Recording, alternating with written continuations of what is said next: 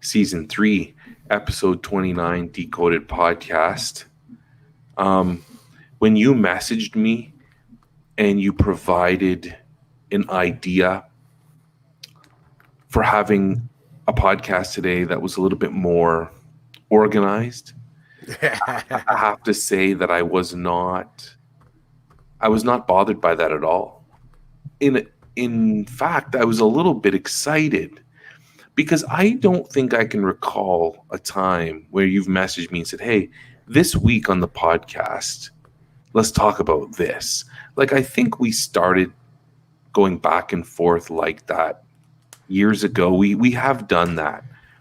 But I feel lately, when I mean lately, I'm talking like the last year and a half, we just we hit broadcast and we talk. We talk about education, we talk about who we are as parents. We talk about the different things that pop up. The on-ramp today was deep in that I feel like we both talked about something that was deeper than the first three layers of the surface. Like, I talked to you a little bit about um, my career and connecting it right back to when I was a kid. And then you talked to me about some of your moral perspective around a situation that occurred. And it's fascinating. And I love that whether we agree with each other or not, there's still that space of respect for one another that we can actually just listen to each other, listen to the truth coming from the other person, and then maybe wrapping some respect or some, like, an air pocket around the truth. So whether we agree with it or not is one thing, but respecting it and being open to it and listening to it and sitting with it is a whole other thing. And I think that part of a relationship is the magical part. And for me, I think about friends I have and even people that I'm not friends with who have disclosed something to me at work or in passing, and they say, "Hey, I want to share something with you." And they tell me something that to me sounds deep. To them, it's just like, "Oh, whatever, Roland was there, I told him this." But to me, it sounds deep. And whether I like the person or not, whether I want to spend time with this person or not, I still respect the truth. And I hold the truth as, I'm not going to make fun of it. I'm not going to share it with somebody else. I'm going to show it the respect it deserves, because to me, being able to disclose information about your world is a big deal to me. And I think it's a big deal because for many years of my life, I would not share. I would not be vulnerable. I would not put myself in that position because I didn't trust the other person or was worried about trust. And so that was our on-ramp, and that's the truth. I love it when I'm exposed to people's truth. And I don't know if I love exposing my truth, but saying that reminds me to add more information to that by saying, I'm going to choose when to be vulnerable. And I realize that it's important for my personal growth as a human to be open to being vulnerable in different situations for different reasons, because it will benefit me, not necessarily because it'll benefit you or anybody else. So that's where I'm landing as we start season 3, episode 29. So, to back up to where you started, kind of like so full disclosure, right now there's a really cool unconference going on. So it's the Mad PD. I think you've done it. You've been a part of it in the past. Yeah. I don't know if twice. I don't know if I think I wanted to and then I couldn't, but I don't think I've formally, I don't know. Maybe I honestly can't remember. You and I did present last year. Oh, okay.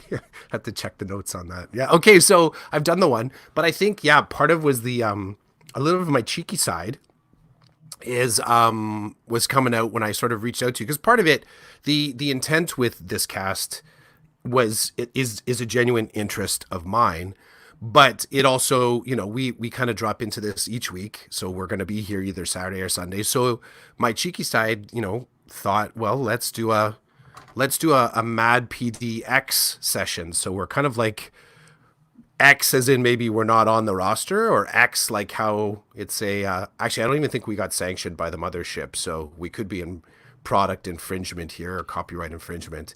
But the whole Mad PD doing it parallel to the unconference, this becomes the unsession to the unconference, I guess. And the unpodcast to the in an unsession to the unconference of Mad PD, the internationally acclaimed Mad PD. So, yeah, and the intent, I actually started to think about what the concept, how it seeded in my brain was actually thinking about. So, despite a lot of the COVID distance that's been created in the last 5-6 weeks, I find that I'm driving to make human connections in other ways. So even out for a walk, I can't tell you how many people I say hello to when I'm out for a walk in the morning, and they sort of pass, like just these kind of simple human connections of reminding yourself there's people out there in the world, that you can still be connected to those people out there in the world. And I think it was in a safe fashion, obviously, no high fives or handshakes, but a wave as you walk past. And it got me thinking about thinking about Mad PD, and Mad PD being that opportunity to, make a difference and share a tool, a strategy, a moment that you feel could help somebody else. And I thought about how quickly when I think about my career, and what I think about my career being not only, let's say, in teaching, but my career is in what are the passions that I've pursued that I guess I make money from, that I get paid for, right? So I've had a couple iterations in my career. And right now, where I'm kind of like, if I'm taking a snapshot, I started thinking about the individuals that I feel I still go back and think about their wisdom. That's really at the heart of what started to make me think about what's of value to me in the sort of make a difference framework. Is it's not about the single tool. It's kind of about the person or the place that I keep going back to kind of reset and get some wisdom from. And this could be, I mean, if someone is listening, they're like, yeah, I totally get that. I mean, this could be a digital connection, but it could also be an IRL connection. For me, it's also, in some cases, it's a couple memories. Like I don't have access to these people anymore, but I go back to visit with them. I go back and kind of revisit stuff to kind of check my head. So that was kind of how that seeded. A little bit of cheekiness, a little bit of the fact that we are ex participants, the fact that we're still doing our thing regardless. So, we can kind of, I don't know, get on their coattails a little bit. I don't know. Have you tweeted this out that we're doing an Mad PDX unsession?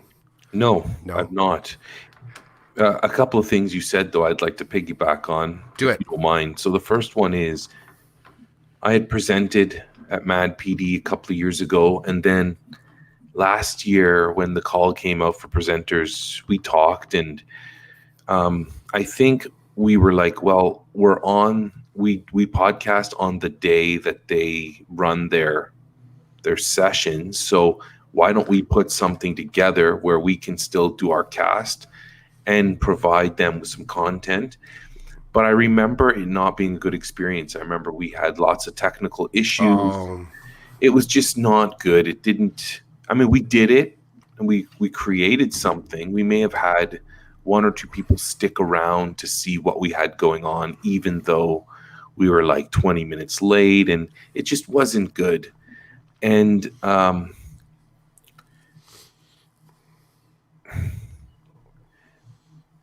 your little bit of cheekiness was, to me, 2%. When you suggested that hey, this is happening on the weekend, we're not participating in it formally, but we can still have a podcast where we talk about people that we've worked with or work with who make a difference in our lives and our work. And so 2% of your message. So you sent me a message. I look at that as 100%. 2% maybe cheekiness. The other 98% was like exciting to me to reflect on the people who have made a difference to me and the people who do today that don't even know that they do. And you and I have talked about this. I don't know about you, but I surely have mentors. They don't know that they're mentoring me. They have no clue. And if I told them, they'd be like, good for you. Like they wouldn't even care because they're so busy on their mission in life or whatever it is they're doing. But I feel now more than ever in this stage of my life that I don't need someone's permission. If they're publicly pushing out content around what they're doing, how they're doing it, why they're doing it, then I have permission to take what I want from it if it can apply to me and make me better. So I find myself very open to what I'm seeing on the internet, the people I'm talking to, and what they can or how they can lead me, whether they know they're leading me or not. And even if they're not leading me, they're still dropping nuggets into the world. And this is the beautiful thing about sharing. And people will say, well, what's the point? What's the point of pushing out this stuff on Twitter, for example? Nobody interacts with me. Nobody engages. Nobody reads my stuff. My response is people do see your stuff. They just may not comment, and it may actually impact them in a way that you don't realize is impacting them. And they're like, well, how do you know that? And I said, because it happens to me every day. Yeah. Every day I read something or I see something that maybe doesn't get me into a mode of action where like I change my world because of it, but I consider what they've said or I connect it to my life and how I'm living or something I've done that then activates something else for me. So I'm going to give you a quick example. What's making a difference in my life today is the book club that we're part of. Because if it weren't for jumping into the book club and spending time with you guys in a really intentional way, I wouldn't be reading this book. And if I weren't reading this book, I wouldn't be considering some of the things I'm considering in my mind about some things I can do from where I sit to try to make the world a better place. And I know what I've said is kind of vague. I don't want to get specific about it at this point, but I'm just trying to show and demonstrate that these little things can add up to create something really big. And maybe it won't, but at least it has me thinking in a positive way, thinking about ideas that I could maybe make actionable to benefit other people in this world. All from somebody saying on Twitter who I've never met face to face, why don't you start a book club? Have you considered that? That's where it came from. And so to me, there are people in my life who I think they know they've made a difference. And there are a lot of people who have no idea that they're helping make a difference in my life because of the things they do and because I watch them do it or listen to them do it. So when you drop this idea about an episode talking about people who have made a difference in our lives, I get the cheekiness, but I also get the real deal part of it that selfishly was going to help me continue to grow. And hopefully by my growth, other people can grow too. And again, it's the vulnerability thing. My whole friggin' life has been not being vulnerable. If you imagine every day I wake up and I go out into the world and I do everything I can to not show vulnerability, man, I'm tired. And it could be the whole midlife thing, but I'm tired. And I really want to get to the point where this is just me. And if you like me, that's awesome. And if you don't like me, that's awesome too. But I just need to be me as best as I can be. Yes, Chris is showing, for anybody who's listening, Chris just showed the sketch he drew one of the episodes where we talked about dropping our armor. And Episode 17 of this season. episode 17, Yeah. season 3, check it out. Roland talks about an experience of going to a PD session where my whole heart was in the PD session. Where I don't know if I mentioned this, but I walked into the session feeling raw and nervous because I literally got out of my car, and as I was walking into the session, I was taking my armor off as I was walking in, and it was the scariest thing that I had experienced in a while. And it was hard to concentrate because I was so caught up in my nerves. And even walking in with some of the attendees, not knowing who they were, and them not knowing me, but saying to myself, I'm giving it, man. I'm gonna give her today. I'm gonna take my armor off, and I'm gonna soak up as much as I can of this, because it was as close as I was gonna come to Brene Brown and her work. And so I thought I needed to honor that. I needed to, and it was one of those things where I was invited because of the work that I had started in my classroom. So I wasn't even supposed to be there, but the person running it was like, you got to be here because I know you've invested time and energy and you've shown a commitment. And how can I not invite you to this? So there were lots of layers there. But so I walked in, I'm like, frig, I'm leaving my armor at the door. And it was one of those things where you make peace with yourself. Like, okay, well, if I die here, then I die here. The armor's at the door, and everybody knows it. So thanks for dropping this idea. I'm looking forward to getting into the meat of it. So, with that in mind, who goes first? Well, I seem to be doing a lot of talking these days. So you go first. So for okay, cool. So going into this, I started. I think my instinct, and this is just probably because, well, it's because so much of what I would automatically, if someone were to make a ask me, hey, who's doing work in such and such a place, I think my automatic response would be to send them a Twitter profile, a website address, a blog post. So I'd be moving digitally through that conversation. And as I started to kind of come to terms with the suggestion that I had made to you, I think I started to shift to some of the pieces that, well, first and foremost, I think I realized I wanted to get comfortable with thinking again about people that I might no longer have access to. So what have been some of those key people or key moments or key resources that I go back to and I seek the wisdom of it. Like I feel like it can get my head straight, or there's a new way for me to think about it. I can kind of like reconfigure the Rubik's Cube of the memory in a slightly different way and get some deeper understanding from what these people shared with me. And so that started to actually kind of pull me out of digital. Like I had to, my memory is terrible. It's absolutely terrible. Part of my whole, I was thinking about actually this morning, my whole creative side is fed. Like I use my creative side to create artifacts of my thinking that's right in front of me.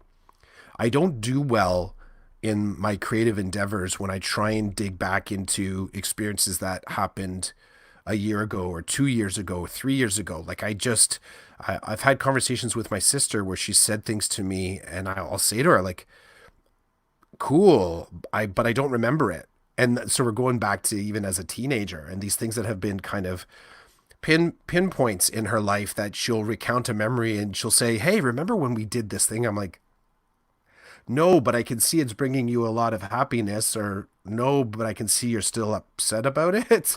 So, and we'll talk it through, whatever. But I've come to accept like this is kind of how my memory works. It's very much, it pops up in my working memory. And if I don't do something with it, then it tends to get lost somewhere on the shelf. So with that in mind, digging back through to get to individuals and resources that are not in front of me and not immediately kind of creating thought fuel for me was a challenge. It was a challenge because I had to sort of what I kind of did. I sort of examined some of the big set pieces of how I do school, how I do being a dad, how I do being a friend, and I think about. I kind of went back through and I thought most of those points of reference are not accessible to me anymore. So the people that, in this particular case, I think people or resources that have made a difference in who I am right now are personal, but they're also like there's not going to be new content coming from them. And when I started to think about that just in general, so just pause on that thought for a moment, I started to think about the constant feed of our social feeds that we get right now and the stuff that I feel like that I can still learn from people that I'm connected to on Insta, or the stuff that I can still learn from the people that I'm connected to, like even let's say the book club. And what I found is I had this kind of a moment where I looked at myself, I said, like, you better be making the most of this. So at the same time that I'm thinking about the fundamental, elemental kind of, and the list is probably longer than I remember, but the people that I want to talk about today is, I no longer have those people around. Kind of flip the coin. I'm like, I do have people right now that are potentially creating the exact same knowledge and wisdom moving forward. So this activity this past week is kind of like split me between like time traveling. Like I'm trying to excavate memory, and at the same time planting sort of new signposts. Like you got to pay more attention to this person, be more mindful of how you are with this person. I had this very again, I didn't really, cheeky for me was dropping the idea and not really seeing, like I was so close to the page, I wasn't really seeing when I stepped back what the implications of going through this process were. So, but yeah, I can drop into a person and your thoughts. Lots of different feels around a person, individual that I actually still have access to. I do have access to, but not in direct learning from anymore. So I had a principal that I worked with, and this principal is still in the system. Principal's name is David, and the David. When I worked with David, I it was a project that I go back to. It's a project that I was working on at the time, and at the time, the committee that I was connected with was a part of graduation, and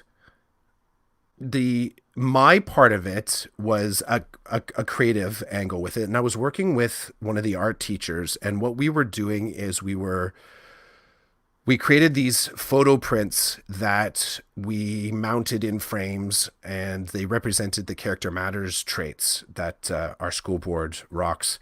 And these were the Character Matters awards that were given to the graduates when they went across the stage at grad.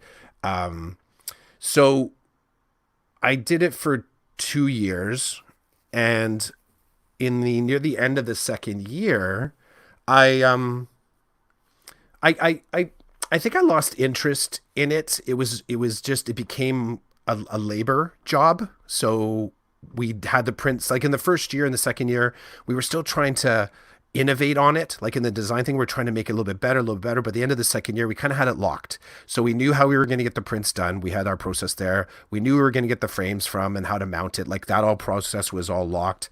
And I can admit for me, when there's the troubleshooting and the problem solving isn't right there in your face, and you're trying to sort of work through some of those details, projects sometimes lose interest to me. And I'm still interested in the big picture of it, but my contribution, I feel my sort of energy lowering on it, and I can feel myself sort of backing away from it a little bit. So I came to the end of that school year, And they were talking about how there was some discussion about what the group moving forward was going to look like. So the whole grad committee, and I said, well, I'm not gonna, I'm not gonna participate in this next year. I'm interested in sort of doing different committee work. And in a conversation with the principal, so I had this side conversation with David, and he said, okay, so understand that you're not going to participate again in the committee. That's cool. Talking about what other interests may have, and if there was something, a new committee or whatever. And then at the tail end of the conversation, he said, can I ask you just one more question about this before you go? And I was like, yeah, sure. Like we had a good conversation, move forward. He asked me, he said, how do you know your team's ready for you to leave? And I was like, as often when you're sort of presented with something that feels like it's not really a part of the conversation, but someone else entirely sees it a part of the conversation, I didn't know what to do with the question. It wasn't that, like, because immediately I wanted to answer it, but even as I started to formulate my answer to it, I realized that it was way more complex than the answer was way more complex. So everything that I said would just be like, okay, well, there's this, and then there's kind of this, and then there's kind of this and this. But none of it had a cohesion that actually suggested I had given any thought to the question before that. Right? We've all been in those interviews where you're asked a question that you're just going to kind of fly by the seat of your pants. You have a bunch of really sort of like staccato bullet points that you can drop in, but you don't have any lived experience. And I'm sure the person across the table is like, yeah, they're kind of answering from the textbook or the handout. They haven't actually lived this. I hadn't lived this moment. I hadn't lived the moment in any way, shape, or form, but I tried to answer the question. And ultimately, where I've come to after this, and what I came to soon after that, because David and I had other conversations around this, was when you're a part of a group and you are a major contributor, and you are like, and everyone has a major piece to contribute. That's not me doing any lion's share. Just you are, you're holding sort of like one of the ropes that keeps the actual team stable, like other people. The decision to just leave the team, it is obviously it's a decision that you can make, but the on ramp to prepping for that is important too, because at the time, even though the art teacher and I both knew exactly how to do this, and we had sort of written down, like we had there was a common space to a common space for us to kind of to share to other people. No one else had been mentored in it. No one else had been apprenticed in it. So no one had actually gone through the gymnastics that, even though everything was written down on a piece of paper, no one had been trained to do this. So David asked me this question, how do you know your team is ready for you to leave, is a question that, I guess it's a leadership question if you're an aspiring leader. But I've kind of brought it back to and what I've revisited this again and again and again, is without him even knowing it, he tapped into one of my qualities, which is, my most immediate example would be any of the university parties that I just disappeared from. I would just leave. And then people the next day like, Cliff, where'd you go? I'm like, I had enough. So I left.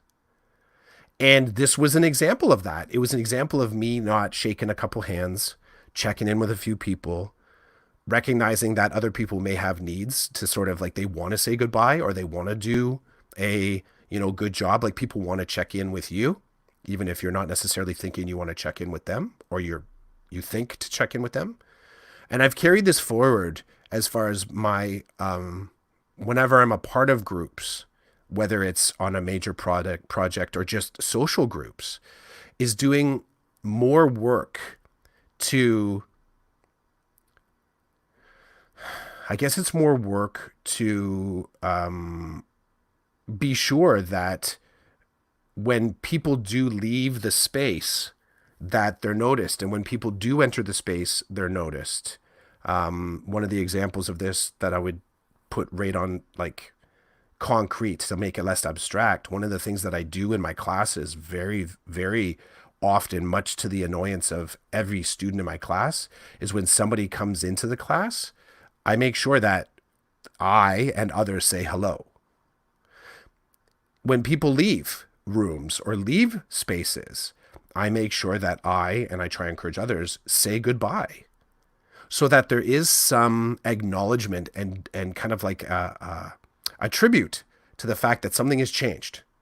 And it's so small. It is very, very small. But I think it's important because otherwise, just the flow, that the assumption that people are just, you're entitled to have people kind of flow through your day without actually honoring their contribution, I've come to believe is not the right way to kind of go about education, to go about being a dad. You know, I hammer my kids when someone comes home.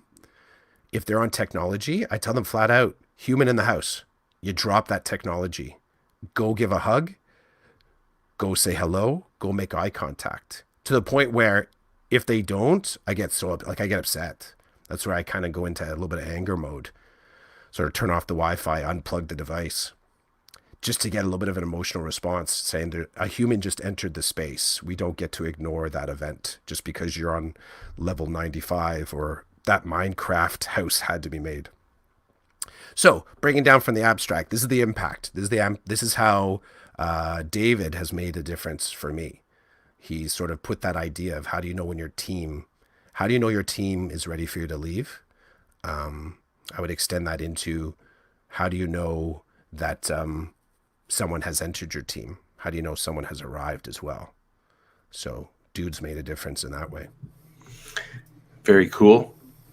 As I listen to your story, listen to you talk about David and how he made a difference for you, the first connection I was able to make was that the person I'm going to talk about was also a principal. And I was new. It was my second year of teaching in a classroom, and this principal was moved into my school because my first principal had retired. And his name's Mark. And Mark, he's retired now, but Mark was and still is a person in my life who I have this great respect for, as he always showed me vulnerability, even though I didn't recognize it as such back in the day. So when I was working with Mark, I had no children. I was just newly married, full of energy. I was also a planning time teacher, so I did not have my own classroom. And so I had a lot of extra time, free time to do different things because I had nailed down my educational stuff, what I had to do for my job. And a classroom teacher's job is 100 times that of a planning time teacher. And I feel I can say that because I've done both jobs. But anyway, that's where I was in my mental space, my workspace. And he was open to talking. So we would talk about the job. And one day I told him, I might want to become a principal one day. So I need to start learning now. And it's funny, this is like 17 or 18 years ago. And I remember him looking at me saying, "You're going to start learning now?" I'm like, "Yeah, I'm going to start learning now." And he just would shake his head and laugh. Like, I think he saw me as a bit of well, he actually said this about me. He called me the pimple on the ass of progress. That's what he called me one day. And the way, he said it just like in jest, and he was laughing, and I kind of looked at him. I was so serious at the time, and now I totally get where he's coming from. But I don't think, so we start off, new principal. I have no clue what I'm doing. I'm still new. I'm not in the classroom, but I'm teaching. And I don't think he was taking me seriously until one day there was something happening after school. I can't remember what it was. It was something, and it wasn't something big because there weren't a lot of teachers still around after school, but school ends, about an hour goes by. I'm in the staff room eating what I would call my dinner, and he walked in, and he was surprised to see me there. He kind of looked, and I was the only person in the staff room. He's like, "What are you doing here?" I'm like, "Oh, I stayed for the event after school." And he's like, oh, I didn't know you were staying. And I said, yeah, I figured, well, you said you needed help. I figured I'd stay and help. And again, no kids. My wife's a teacher. Not a big deal for me to do this, right? So as he's in the staff room, he was getting like a coffee machine and some coffee accessories from up top on this shelf. And I'll never forget, I was eating my dinner. I was reading Sports Illustrated, and he was trying to engage me in conversation, but I was kind of pushing back. I'm like, dude, I'm reading a magazine. But that was his moment of when he was serious with me, just like all the moments I was serious with him in his office. And he was like, it was like he was reading his Sports Illustrated at the time. He's like, you're bugging me. I'm trying to do whatever at this moment in time. And I remember looking up at him and I saw the look on his face, and it was this serious look like, it was a moment. I think he recognized that I truly was, the things I was telling him I was interested in doing. I think he saw something at that moment where he's like, you are serious about what we've been talking about. And I'm like, yeah, I'm serious. But it was just one of those unwritten things. Anyway, from that point moving forward, I would ask him questions about technical stuff on the job and he'd answer them. But it grew into a friendship. I ended up leaving the school because I wanted my own classroom, and he helped me get out, and it had changed. I didn't like what I was doing when I got out. And from that point forward, he seemed to always be there professionally to assist me, always ready to listen to my ideas or my concerns, and to provide me with a really humanistic perspective, a humanistic response that I needed because I was very edgy. And I'll give you some background to this guy. So this guy had attended a seminary. So at one point in his life, he thought he was entering the priesthood. And he had three or four degrees, two of them graduate degrees, like smart, cerebral, yet very humanistic. He had spent some time working in a L'Arche community. So one of the concept that Jean Vanier kind of put together back in his day around helping people, working with people, honoring people with I don't want to say mental disability, but people living in that realm, and giving them a voice and showing them love and care in a way that helps them keep their integrity. So he had worked in one of those communities. Like, he had really done some humanistic stuff, but had the mind of a scholar. And it was the best of both worlds, very humanistic. So now that I look back, his approach with me, now I see it as helping me lighten up a little bit, helping me be more open to the world. But I wasn't getting it at the time because I just wasn't mature enough to understand. So as time went on, he would help me with navigate the world of education, but also give me tidbits about life, because he was a family man, has 2 kids, a wife, had taught for many years, now an administrator. And when I got myself into a situation where I was working with an administrator who wasn't as open to communicating with me, was not, I would say, supportive of me, of who I was as an individual and a professional. I sought his advice, I sought his counsel. And on a number of occasions, he stepped up to the plate and he did things for me. He went out of his way to speak up for me because I felt I didn't have a voice, or because I was just a teacher. I didn't have access to the people that I needed to talk to about my issues or my situation. I needed somebody to stand up for me, and he stood up for me. And of all the things he's done, of all the little tidbits in education and around leadership and stuff that he's done, none of it compares to actually standing up for me. I was working with a principal who I did not get along with, the principal did not get along with me. It was a conflicted situation because I was trying to build my leadership capacity. So I was doing a lot of stuff at the school.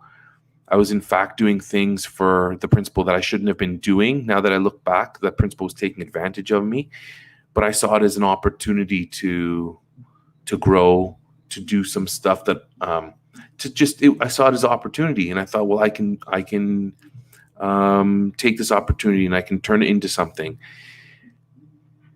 I remember there was a leadership program starting in my school board, and any teacher could apply, but you had to have a reference letter from your immediate supervisor. So I went to talk to my administrator about this, and my administrator said that there was no way that I'd be getting a reference letter from them. They just didn't see me as someone with the capacity to lead. They didn't think that they said they didn't know enough about me, which is really weird because I worked for them for 2 years, but had point doing all kinds of leadership stuff, but they didn't know enough about me. So, I have a problem. So I go to him and I tell him, this is my problem. And he said, you know what? I'm going to write you your letter. I'm going to call the superintendent. I'm going to talk to the superintendent. You've worked for me for this many years. You're continuing to show leadership even though I'm not your principal anymore. I'm going to talk to the superintendent. And I was like, are you sure you want to do that? He's like, yeah, it's not a problem. Like, for him, that wasn't a problem because he was seeing injustice. And he's like, this is ridiculous. So he talked to the superintendent. The superintendent said, yeah, if you want to write him the letter, go nuts. Like, that's great that you'd be willing to advocate for him. So he writes the letter. I get into the program. And he's done a couple more things since that time that just show me that he is about people. He really was about people. He's still doing work. He works now for the hospice in the region. It's his way of kind of giving back to the community, but helping people who are really in a position of like end of life, and let's do what's right by people. And even as I explain it to you, as I share a couple of things about him and his mentorship over the years, the way he made a difference in my life, even as I explain it to you, I feel like I can't give it the power that I feel inside. I can't truly express in this way the impact he's made, to the point where, I do think sometimes, what would he do here? When my ego comes up to the forefront and says you're being taken advantage of, I push the ego down. And in combination with the Brene Brown stuff and the stuff I learned from him before Brene Brown, years before Brene Brown, he was operating in the same way. I remember awareness and vulnerability is important here. This is what's going to leave people with their dignity. And then this is how I should proceed. The little lessons over time with him have grown to like a bigger nugget now. The last thing I'll say about him is he cared for my well-being, but because I was a teacher, he was a principal, there's always that weird line, right? Because you're friends, but when you're at work, you're not friends. So I worked for him, and then I didn't work for him, and then I was able to work for him again before he was moved again. And the second time I worked for him, there was that line.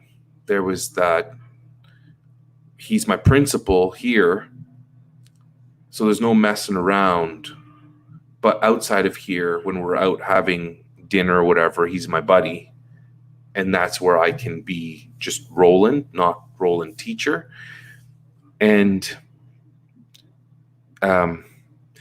so 2014, I'm scrolling through Twitter, and I see the MLB, People Magazine, Target Teacher All-Star Initiative competition, whatever you want to call it. And I read about it and it seemed really cool. I was like, this is cool. Like MLB, Target, and People want to have a representative from every Major League Baseball team go to Minnesota for the All-Star game and like experience it. And they wanted to honor teachers that year. And I remember seeing it and I'm like, this is pretty cool. So I forwarded to him. I said, check this out, man. Like this sounds really cool. And that, that was it, because that's it. Next thing you know, I find out that he has nominated me for this initiative. And you think, oh, that's awesome, right? Like, that's awesome. What a cool thing for him to do, having been my boss twice and still kind of involved in my educational life. And I ended up being the representative for the Toronto Blue Jays. And I got to go to Minnesota to the All-Star game, and I got to have this experience of a lifetime and meet these really amazing people and have these memories that wouldn't have happened if it weren't for just one person who's like, you think it's cool? I think I could nominate you for this because of the work that you've done in school, in community, and I can speak to it honestly and authentically. So it's like, I thought of him right away when you said this, because even though he's not in the system anymore, even though I don't talk to him as much as I used to, he's made a huge impact on me as a human and as an educator. And he's turned into one of those guys that, this year when I was talking to some of the new people at the school, and they're like, hey, have you ever experienced this or whatever? They'll ask questions. And I'm like, yeah. Do you guys know Mark? And they're like, who's Mark? And I remember, Mark is long retired before you people even were anywhere near this building. And then I'm that guy telling the story about this principal who's now retired. Nobody knows. The new blood doesn't know who he is, but he was such a force to be reckoned with in a very calm way that, maybe one day these people will have their own story about a principal who made a huge impact in their life and their professional world. And the newbies will be like, I don't know what you're talking about, or who you're talking. Like, I don't know what you're talking about. So that's one of the ones I wanted to drop today. Mark, former principal. It's a good one. I knew part of that story because you had shared the MLB story. It was one of the first kind of get to know you moments, I think, that you had shared, or that you had shared the experience, or I had found out about it through socials. I'm not sure. So that's really cool.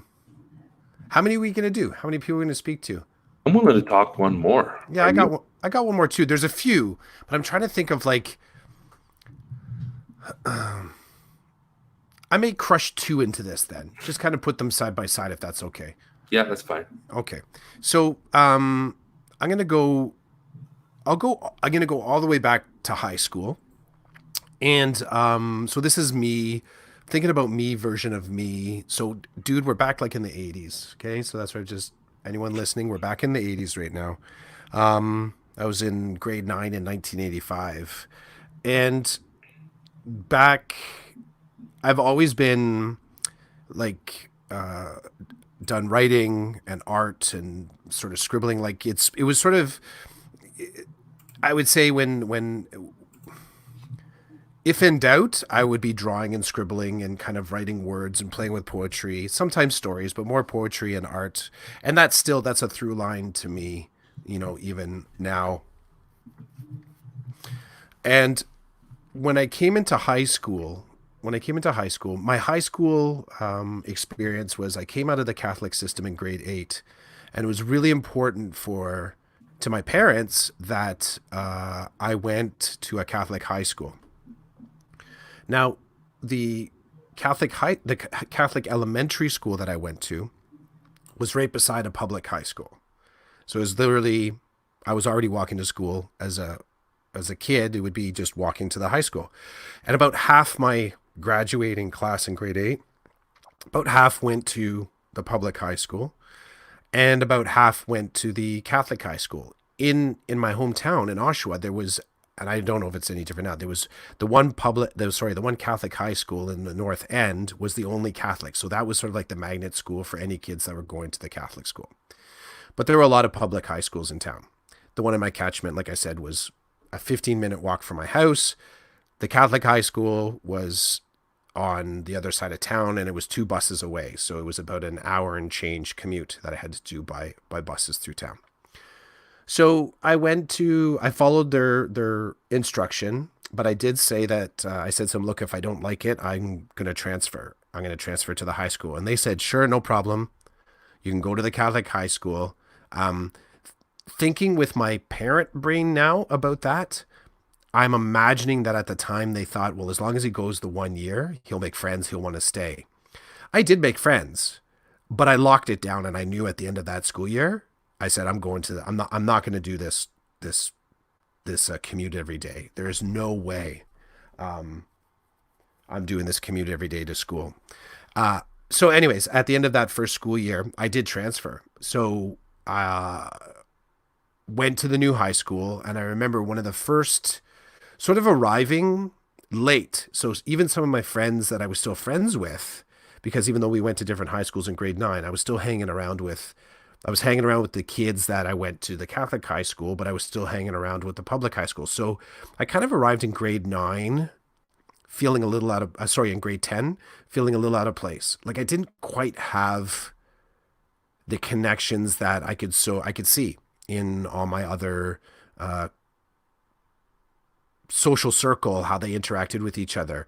And it's subtle things. Sometimes it's the in joke. Sometimes it's the you're not automatically included in conversations. Like I had a sense of having to work a little bit harder to stay relative to those kids while I was actually in school with them.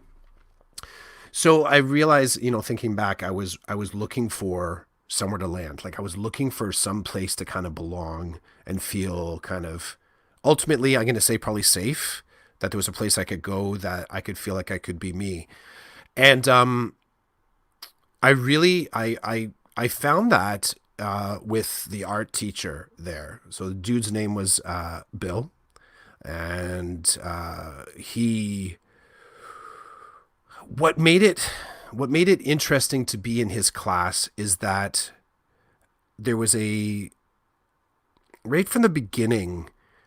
There was something about being in doing. So first off, having done art and doing writing, like kind of doing something as a hobby, to all of a sudden see it recognized and noticed. Because in grade 9, I took music, which didn't work out well. Like that was I worked out fine. I could probably still play a short tune on the trombone, but it didn't settle with me. It didn't sort of like mesh with me. I could read music. I did this song, whatever. So I didn't actually get to do what I was really craving to do until grade 10. So when I landed with Bill and started to do art, I automatically, like, I started to feel myself kind of like loosening up a bit. And though I was still really interested in trying to make friends at the school, like I ended up staying there and I graduated. I made a lot of great friends. I felt like when I look back now, had I not landed in that class, high school would not have been good for me. Like it just, when I think of because it's kind of like a snapshot, I can look back and I can see the spark point of being in that class and all the little ripple effects that happened by me being associated with that art class. The opportunities, the people, the skills that I developed, the resources that I was able to use, the conversations that I was a part of, the home base that I felt like kind of anchored me to my high school experience. And, as a kid going through that, you just know you belong. You just know you feel good. You just know like you're walking through the school, and as you walk in, you're like, yeah, I gotta go. I'm gonna go past the art room first. It's not even a decision anymore. You're like just kind of like the gravity or the wave structure. The tides pull you into that class. And even if it was sometimes in the morning, I was just checking in, still eating my breakfast as I walk in, kind of look to see if there's something new on the wall, look to see what Bill was working on. He's also like a dressmaker, a tailor. So often in his small little office at the back of the class, he would have something up on, and I always forget what it's called, but it's one of those kind of mannequins that you can build a dress on. So he had sort of material draped across it, or the piece was slightly finished. At the time he was making also, like, he would make prom dresses for students as well. So arriving there and seeing all the different types of art going on, and knowing that obviously I was in grade 10, that there was a whole other layered structure of grade 11s and 12s. And at the time, OAC students, like there was a whole family that I was going to get to know, these different layers of people, always excited me. And it always made me feel like I had a place to kind of be creative.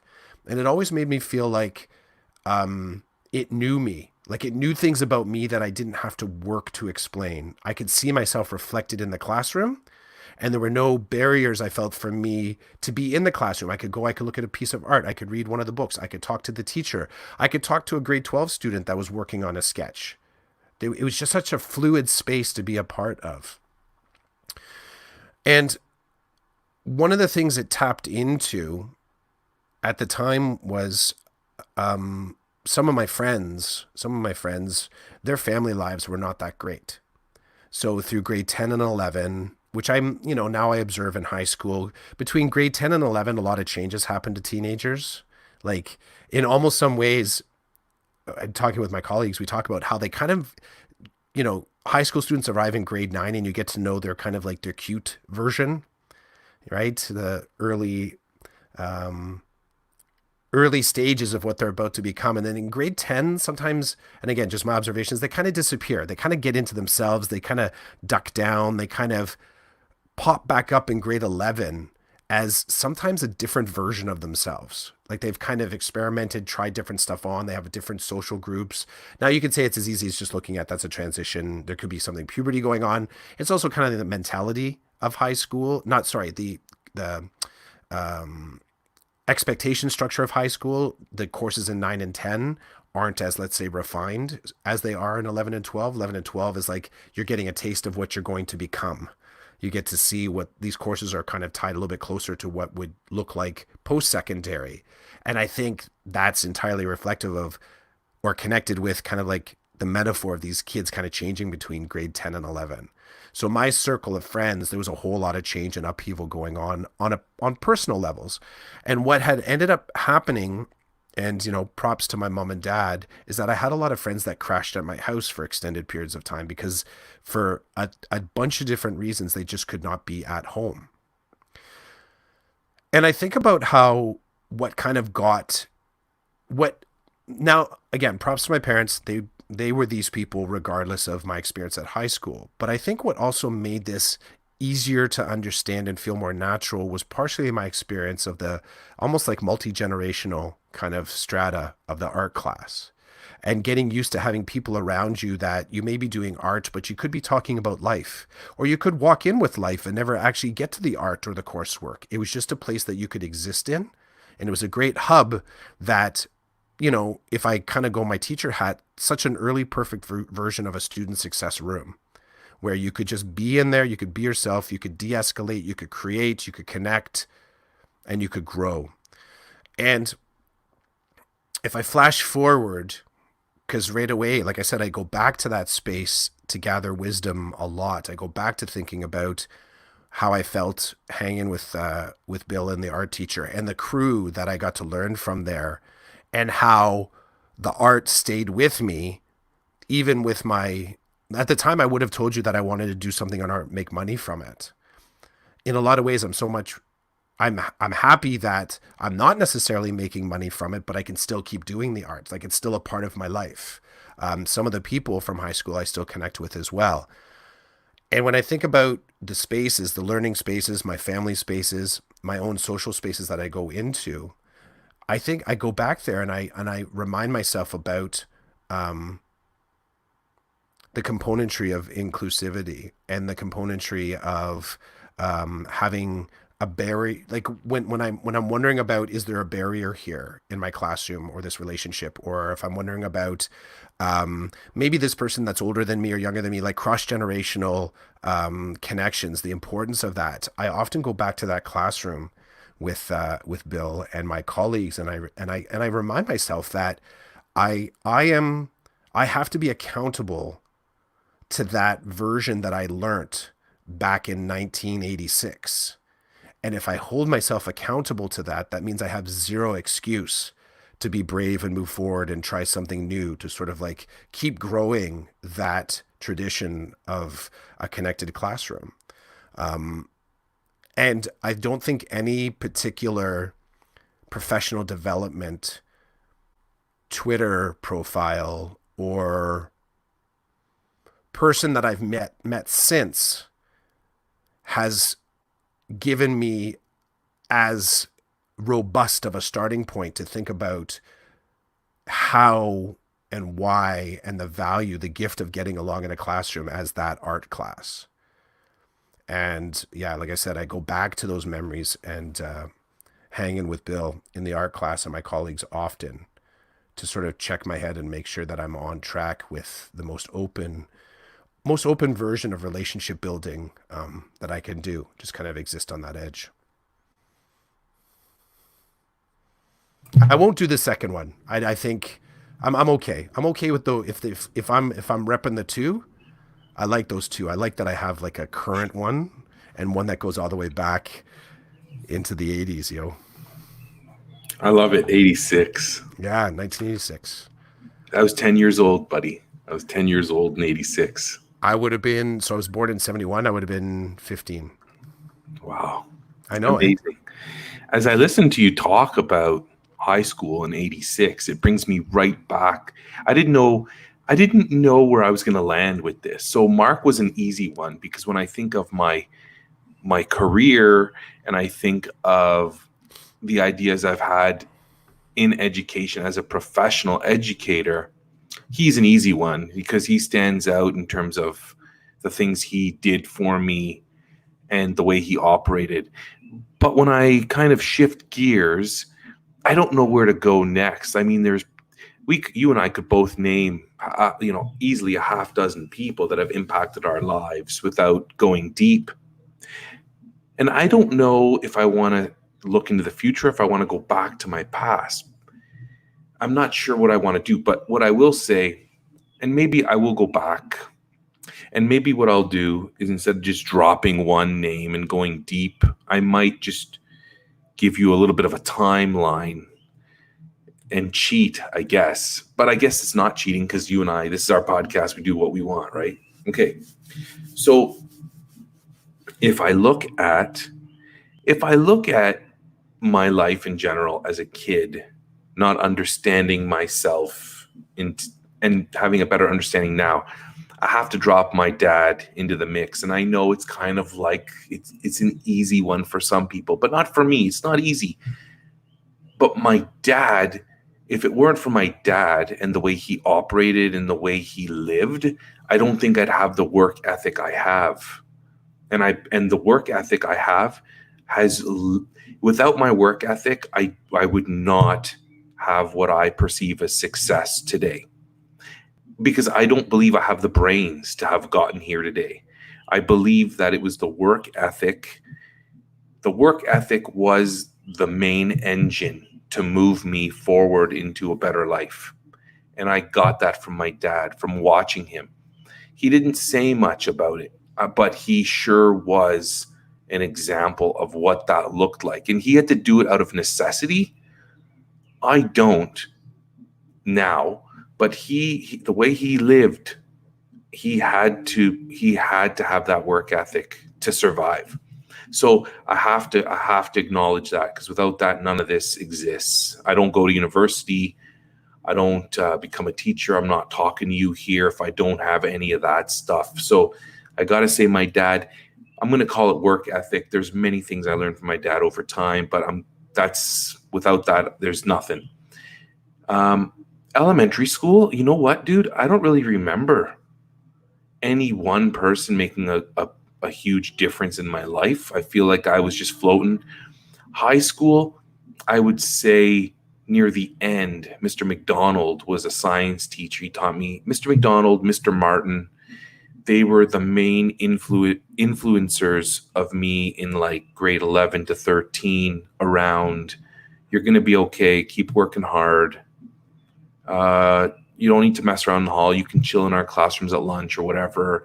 Those guys, they kind of fostered in me that you're going to be fine. You just keep working, keep doing your thing. I got to give them props. And then, so I leave high school, university.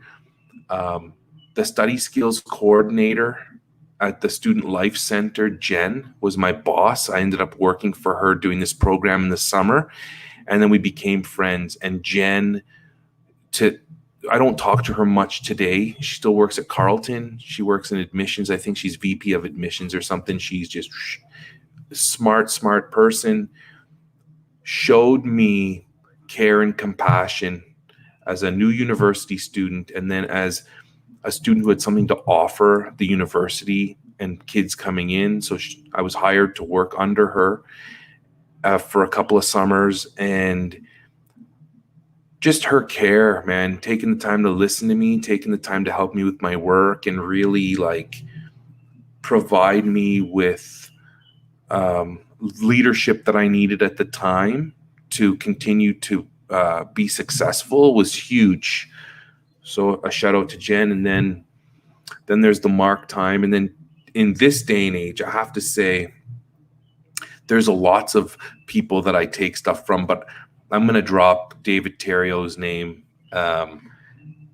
because lately his stuff, his blog posts and his Twitter feed just seems to come and rise right to the top of everything. So David is a high school teacher in California. He's older than me. He's got a kid who's like just finished high school. He's married. I remember early in my Twitter days, I caught wind of David's tweets and stuff. And I was like digging this dude. Like, he's a California guy. He's got connections to Canada, likes to talk baseball, likes to talk hockey. And, so I'm reading his stuff and whatever. It's all good like anybody else on Twitter. But then when I went to California for the Google Teacher Academy, David was one of the instructors of my cohort. And so I got to meet him face to face in real life. And it was a cool moment to finally meet him and say to him, bro, like, I've been reading your stuff. I've been following your creative path in education, even though you're high school, I'm elementary. I've been following, and that it's cool to meet you face to face and to learn from you over the next couple of days. And then ever since then, I have this esteem for him as an educator, and the way he writes and the way he shares his ideas is so unique to me. It's so not me that I have an appreciation for it, and I have appreciation for him. So if you tear apart the professional parts of it, I believe we're friends. He's the one that sent me that book about the priest, Homeboy Industries. He sent that to me because I guess of some interactions we had, he felt that would really benefit me. So he sent me the book, and here and there we'll talk sidebar about stuff. But I think he's a fascinating guy. The way what I see of him and the way he lives his life and portrays it from my vantage point is admirable. And it makes a difference in my life because it hits me as a dad, it hits me as a teacher, it hits me as a creative soul, which, as you know, my creative side was never fully embraced by me. And it was nobody ever really acknowledged that I had one. So in combination, I've got this mentor who is creative, has a way with words, teaches English, but I don't feel threatened by his understanding of the discipline, and the way he provides instruction to his students is a way that I endeavor to provide instruction to my students. It just looks different. So all those things together. So shout out to my dad, my high school teachers, Mr. Martin, Mr. McDonald, Jen at Carleton University, David Terrio, Mark, my former principal. All these people, now that I think about it, the common thread is that they've all taken the time to stand up for me at some point or another. They stood in front of me to whoever was standing in front of me and said, you're not going to do this to him. You're going to move out of the way and you're going to let him do his thing. And for some strange reason, I don't know what it is, they stepped up and walked right in front of me and helped me. And I'm just like, now that I say that, I wonder, have I done that for people? Have I stood up for people? I don't know if I've walked in front of somebody, stood in front of them and looked at the person that was in front of him and said, get out of the way. You're not going to do this. Get out of the way. I don't know. But this is what these people did for me. And I think it means more than someone training me on how to become a teacher. Like it's funny. I think back to teachers college, and none of my associate teachers, I never got the vibe from them that they felt like I was going to be a decent teacher. I never got that vibe. I got they were going through the motions. I don't think I met their expectations as what a student teacher was or should be doing. And I got no love. I got no love. I was just there to do my practicum, and I did it. And nobody fails the practicum. I mean, if you do, it's because you've done something really bad. But like, I knew I wasn't going to fail. But they weren't, tooting my horn. They weren't. It was just like, thanks for coming in, doing this thing. I just didn't get a good vibe. And yet, from all these other people, I got a vibe. I got a vibe that so hit me right where it counts that to this day, their names come to the forefront. David's a new one. David's very new, very fresh since, 2013 probably. But even to this day, like the other night, I found myself reading his blog, and I just felt I needed to tap into my creative side. And I knew that going back and reading some of his posts, that I was going to get that flavor. I was going to get that from him. And because I've met him face to face, I feel like I was able to establish a connection that doesn't make it so weird that I consider him a mentor. Because, we've got mentors that we've never met. They have no clue. And they probably have thousands of followers who are their mentees and they don't even know it. I think you and I have been able to hit on people who we have a connection to in real life. And so it's a different vibe. So that's that was my second one. And I see here that Chris's camera is off at the moment and he's still muted. So I'm going to delve into I figured family thing, technical thing, so I was going to elaborate, but now that you're back, I feel I don't need to do that. Yeah, all good. Your the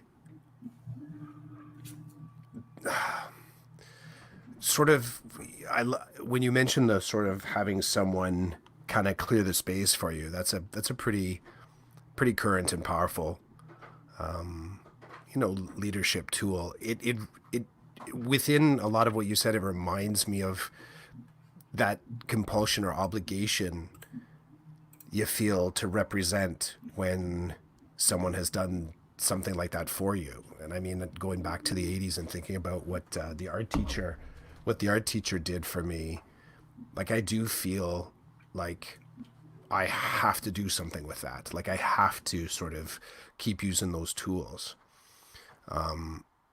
The other thing that you got me thinking about is, David, in the way that he got me, somehow he vividly called me out on a behavior, got me to think about that, kind of notice that there are other ways to go about how I was making my decision, created this really interesting space between he and I that I kind of took to mean, when he asked me the question about, knowing whether or not your team's ready for you to leave, part of my assumption was that this is something that he does. Like this is a part of his way of doing school as a principal. So right away it creates a learning distance that there's a space between where he is, where I am, and you feel challenged to sort of step into that space and do something with the challenge. And I think that's a really interesting element of the people that have made a difference in me. It's allowing creating some sort of dissonance where I feel I can make a difference in myself. Like I can actually step in and do something differently. And kind of taps into, I think, what you're saying about making space. Like there's making space in the external environment. Some of the great people that I remember that have made a difference for me, they've somehow made space in me where I didn't think that there was any room for me to learn something differently. And at the same time that they make the space, they don't fill it with all their stuff. They don't fill it with all their theory. They just kind of inflate, kind of like create a bit of a circle, a space, a new shelf, and kind of say, okay, now you need to take a risk on filling it with the good stuff. And I think both of those people, they did that. Whether I was able to sort of see that at the time, but they just kind of like hollowed out a bit of a space inside of what I was already doing, saying, "Hey, you can. This is where you're going to put your experiences. This is where you're going to sort of create some memories that when you're not just going through the motions, you're actually investing in a future version of you." And in both cases, I think that was kind of invisible to me at the time, but now I realize that's what the call to action is in me moving forward, trying to create space not only externally for people, but trying to help people see space in themselves, and also making sure that I'm honoring what Bill kind of set in motion when I first encountered him at the beginning of grade 10. So Very cool. I appreciate you dropping the idea of us talking a little bit about the people that have made a difference in our lives, because I think it's important to acknowledge them. I mean, they know, like the big people in my life, they know because I've at some point let them know. I mean, I think David, my David, I don't know how much he knows, but I think I've told him. I think I've mentioned in jest, "Hey, buddy, you're one of my mentors." Just an FYI. Uh, but the other people from my past, they know because of the way that they spoke for me, the way they stood by my side. It was at such a pivotal time in my life that it was a make or break time, right? And thankfully it worked. And it's funny because I think I'm going to spend the rest of my day thinking about the people that tried to stand up for me when things didn't work, and then try to remember some of those times and those days, what was going on then. But there wasn't always there's, I think probably too, there's people who made a difference in my life from a negative perspective, but I'm not going to show them any love today. no, They're not going to get any play. Um, I'm not going there today, but I mean, that's also, you could look at it from that perspective too. People who, mm-hmm. the way that you treated you or the things that they did have made you move to grow and to proceed, but due to some hardship, which sucks, but it's part of life. It's going to continue to happen. And I hope that as things don't go my way as I grow older, that I have the capacity, a foundation to deal with it, to work with it in a way that is more productive rather than negative. That's my hope. Yeah, I think that's, I mean, our whole episode being able to do some time travel, um, even if we do our best to stay present and pay attention to the stuff in front of us, there's still this cycle of this almost confessional kind of cycle. The ability to go back and make sure that, or to be able to account for it, is also a way. It's also something positive. So I'm not. I can't hold myself accountable. Sorry, I can hold. Like, okay, so I'll hold myself accountable, but I know the human part is I'm not going to be able to notice everything that I need to in front of me right now. So this whole reflective practice, this moment that we're taking with our podcast to kind of reconcile some of this stuff that has helped us become who we are in a positive way. this is a process that we could do. We could do every episode. We could also come back and do this in 2 years from now. And we still would not be able to necessarily remember or effectively draw every single one of those things in. So it's kind of just the process of noticing that for me becomes the more important thing. So props to all the people. There's a ton of other people too that I could mention, and I could sort of connect the dots. That becomes an eventual honoring system. I'll do it at some point. I know I will. Because being able to just speak a truth like this in the first place and recognize my growth, what the person did, communicate the thanks, like that's a template that is worth, once you do it a couple times, you know how to do it. It's just a matter of going back to that table and doing it again and again. So we may have another episode where we feel we got to drop into this, but I dig, and I appreciate your excavating, bringing those people to mind. It's cool to get to know you through those people. Yeah, no problem. It would be really cool, which this isn't going to happen, but it would be great to hear from these people on their perspective of us, not necessarily in a mentor mentee way, but it'd be really cool to hear from people. It'd be neat if we had them sitting in front of a camera and them talking about us from that time and what they saw, if they even saw anything of us, right? Like sometimes people get something from someone else and the other person has no idea what they're giving, right? Like they're just living their life, flawed as it is, right? Because I remember once I shared with Mark something that was going on in my life, nothing crazy, but he was just shaking his head. I'm like, do you understand what I'm saying? And it was funny because I think he looked at me like, dude, yeah, I understand what you're saying. I've experienced the same thing because I'm 50 and you're 30, whatever. I get it. I've lived it. It just has no impact on me anymore because it had its impact when I was 30 something, just like it's impacting you now. Like, it's just very interesting, or when I hear new teachers talk about common teacher problems, I just kind of shake my head and smile because I get it. To them, it's their world right now. And I'm like, yeah, I've been there. I'm not there anymore, but I totally get it. And so I wonder if they would have, I just wonder what their perspective would be. They hear this and they're like, whoa, I didn't know that. Or yeah, I totally knew that. And then I did this and this to try to help you more, but you just weren't open to taking it or whatever. It'd just be interesting. That's a whole podcast genre that could be, or like a style, I don't know, a podcast that could be explored where you actually kind of start with, you have no idea. It's just like ... There's the working title. And you approach, you on one hand get a story of someone who was at a point of change. They were looking for inspiration. They found this individual. And then you flip the story and you talk to the individual that was kind of putting things out, what was kind of going through their mind at the time, what was their perspective. And then at the tail end of the episode, you have the two people talk together. And you sort of talk about what was that, the awareness, the actual awareness of each other in that relationship. That'd be kind of cool. That'd be a cool. I would listen to at least 1 or 2 episodes of that podcast, maybe 3.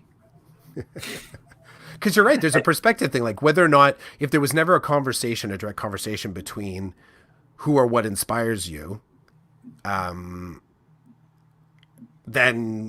there's a whole lot of revelation possible in there. Because sometimes the person that's actually doling out the mentorship is kind of just doing their thing.